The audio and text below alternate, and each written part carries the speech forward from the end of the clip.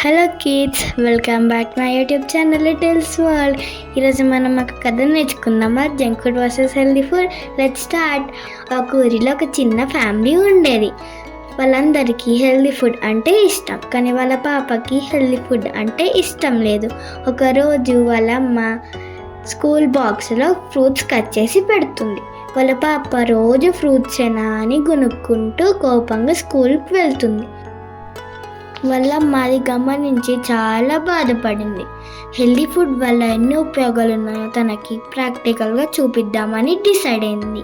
బాగా ఆలోచించి దానికోసం ఒక మొక్కల షాప్కి వెళ్ళింది. 2 మొక్కల్ని తీసుకెళ్ళింది. వాళ్ళ పాప ఇంటికి వచ్చాక ఆ 2 మొక్కల్ని చూపించింది.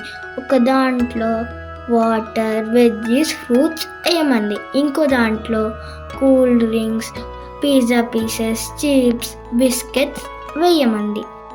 వాళ్ళమ్మ చెప్పిన విధంగానే ఆ పాప ఒక దాంట్లో హెల్దీ ఫుడ్, ఒక దాంట్లో జంక్ ఫుడ్ వేసింది.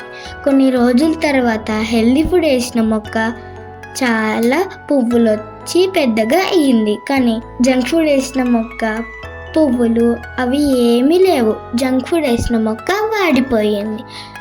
పాప అది చూసి చాలా బాధపడింది. వాళ్ళమ్మ, మనం కూడా ఈ మొక్క లాంటి వాళ్ళమే అమ్మ, మనం కూడా హెల్దీ ఫుడ్ తింటే ఈ మొక్కలాగా హెల్దీగా ఉంటాం. అదే జంక్ ఫుడ్ తిన్నామనుకో మనకి చాలా డిసీజెస్ వస్తాయి.